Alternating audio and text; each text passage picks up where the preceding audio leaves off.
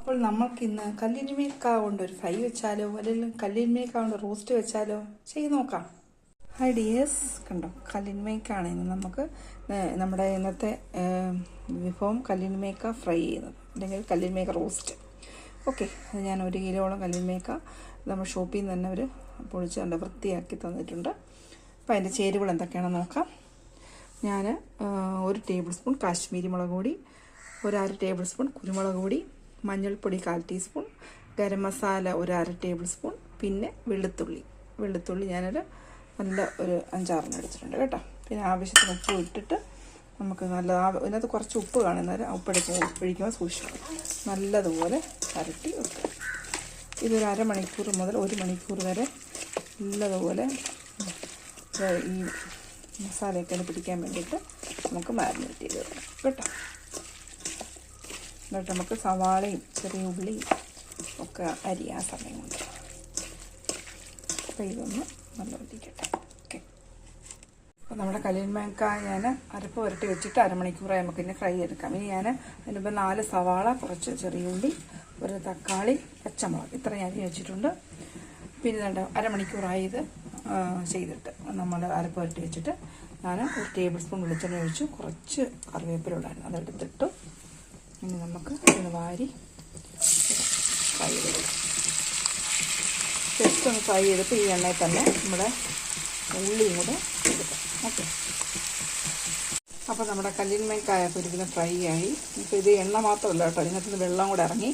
പിന്നെ നമ്മോട് കോരി എടുത്തിട്ട് ഇതിനകത്തോട്ട് നമുക്ക് നമ്മുടെ ആ സവാളയും കൂടെ ഇട്ട് ഒന്ന് ഫ്രൈ ചെയ്തെടുക്കാം. ഓക്കെ, അപ്പോൾ നമ്മുടെ കല്ലിന്മേക്കായ ഇതുപോലെ എല്ലാം കോരി വെച്ചു. ഇനിയാണ് സവാളയും എല്ലാം ഒളിപ്പിച്ചെങ്കിട്ട് പച്ചമുളകും നമ്മുടെ തക്കാളിയും ചെറിയ ഉള്ളിയൊക്കെ ഇട്ട് ഇതൊന്ന് വഴട്ടെ. സവാള വേണ്ടി വന്നപ്പോൾ ഞാൻ ഒരു 1/2 സ്പൂൺ മഞ്ഞൾപ്പൊടി, ഒരു 1/2 സ്പൂൺ നമ്മുടെ കുരുമുളക് പൊടി, 1/2 സ്പൂൺ നമ്മുടെ മുളക് പൊടി ഇത്രയും ഇട്ട് കേട്ടോ. എനിക്ക് സ്പൈസസ് ഇനിയും വേണമെങ്കിൽ സ്പൈസിയായിട്ട് കൂടുതലായിട്ട് വേണമെങ്കിൽ എല്ലാം ചേർക്കാം, അളവുകൾ കൂട്ടി ചേർക്കാം. ഓക്കെ, അപ്പോൾ ഇത് നല്ലപോലെ ഒന്ന് വഴറ്റി ഒന്ന് വേവട്ടെ. എന്നിട്ട് നമുക്ക് നമ്മൾ വേവിച്ച് വെച്ചിരിക്കുന്ന കല്ലിന്മേക്കായ ഇടാം. ഓക്കെ, അപ്പോൾ ആദ്യം നമ്മളങ്ങനെ റോസ്റ്റ് ചെയ്ത് വെച്ചുകൊണ്ട് ആ ഉപ്പ് ഇരിയൊക്കെ പിടിച്ച് നല്ല ടേസ്റ്റിലിരിക്കുവാണ്. അപ്പോൾ ഇതുകൂടെ ഒന്ന് നല്ലപോലെ വേവട്ടെ. നമ്മുടെ സവാളയെല്ലാം നല്ല വാടി കുഴമ്പ് വരുന്നത്. ഇനി നമുക്ക് നമ്മുടെ കല്ലിന്മേക്ക വേവിച്ച് വെച്ച് ഇതിനകത്ത് ഇടാം. ഓക്കെ, എല്ലാം കൂടെ നമുക്ക് മിക്സ് ചെയ്യാം. ഈ സവാളയ്ക്കകത്തോട്ടിട്ട് പിടിക്കണ്ടേ, കുറച്ച് നേരം മിക്സ് ചെയ്ത് ഇത് നമുക്ക് അടച്ചിടാം. അപ്പോൾ സവാളയും കല്ലിന്മേക്ക എല്ലാം കൂടെ മിക്സാവും. അപ്പോൾ നമ്മുടെ കല്ലിന്മേക്ക ഫ്രൈ ലാസ്റ്റ് ഒരു ഘട്ടമായി കണ്ടോ. ഇതെല്ലാം നല്ല വഴണ്ട് ഉള്ളിയൊക്കെ വഴണ്ട് നല്ല കല്ലിന്മേക്കായോട് ചേർന്ന് നല്ല ടേസ്റ്റായി. ഇനി നമുക്കൊരു പാത്രത്തിലോട്ട് സെർവ് ചെയ്യാം.